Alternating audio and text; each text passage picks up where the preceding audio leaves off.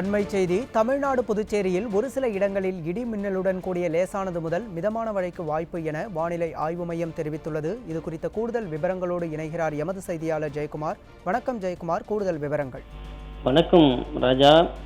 கிழக்கு திசை காற்றின் வேக மாறுபாடு காரணமாக தமிழ்நாடு, புதுவை மற்றும் காரைக்கால் பகுதிகளில் இன்று ஒரு சில இடங்களில் இடி மின்னலுடன் கூடிய லேசானது முதல் மிதமான மழை பெய்யக்கூடும் என வானிலை ஆய்வு மையம் தெரிவித்திருக்கிறது. நாளைய தினத்திற்கு பொறுத்தளவிற்கு தமிழ்நாடு, புதுவை, காரைக்கால் பகுதிகளில் ஒரு சில இடங்களில் இடி மின்னலுடன் கூடிய லேசான மிதமான மழை பெய்யும் என்று தெரிவிக்கப்பட்டிருக்கிறது. 17 மற்றும் 18ஆம் தேதிகளில் புதுவை மற்றும் தமிழ்நாடு, காரைக்கால் பகுதியில் ஓரிரு இடங்களில் லேசானது முதல் மிதமான மழை இந்த 3-4 நாட்களுக்கு தெரிவித்திருக்கிறார்கள். குறிப்பாக 17, 18 இந்த 2 நாட்களும் நீடிக்கும் என்று தெரிவித்திருக்கப்பட்டிருக்கிறது.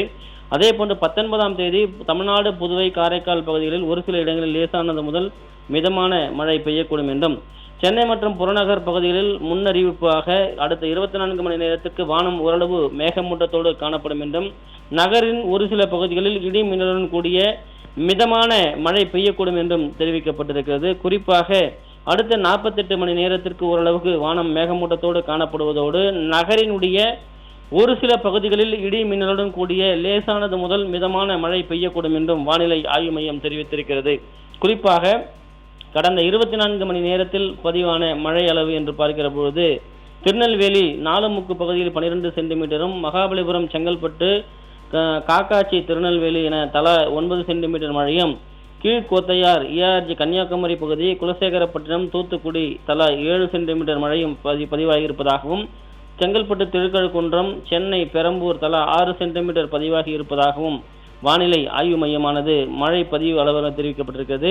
மீனவர்களுக்கான எச்சரிக்கை. அந்தமான் மற்றும் அந்த பகுதியை ஒட்டிக்கூடிய நிலவக்கூடிய வளிமண்டல மேலடுக்கு சுழற்சி காரணமாக 16 அதாவது நாளைய தினம் தென் வங்கக்கடல் மற்றும் அதனை சுற்றி ஒட்டிருக்கக்கூடிய அந்தமான் பகுதியில் காற்றழுத்த தாழ்வு பகுதி உருவாகக்கூடும் என்று தெரிவிக்கப்பட்டிருப்பதால் அந்த வடக்கு மேற்கு திசை நகர்ந்து காற்றழுத்த தாழ்வு மண்டலமாக தெற்கு வங்கக்கடல் பகுதியில் 18ஆம் தேதி வலுப்பெறக்கூடிய வாய்ப்பு இருப்பதாக வானிலை ஆய்வு மையமானது மீனவர்களுக்கான எச்சரிக்கை தெரிவிக்கப்பட்டிருக்கிறது. குறிப்பாக அதாவது மேலே குறிப்பிட்ட விவரங்களை மீனவர்கள் அந்த பகுதிக்கு செல்ல வேண்டாம் என்று அறிவுறுத்தப்பட்டிருப்பது குறிப்பிடத்தக்கது. காற்றினுடைய வேகம் 40 முதல் 50 கிலோமீட்டர் வேகத்திற்கு இடையில் 60 கிலோமீட்டர் வேகமாக கூட வீசக்கூடும் என ஒரு எச்சரிக்கையாக வானிலை ஆய்வு மையம் தெரிவித்திருப்பது குறிப்பிடத்தக்கது ராஜா.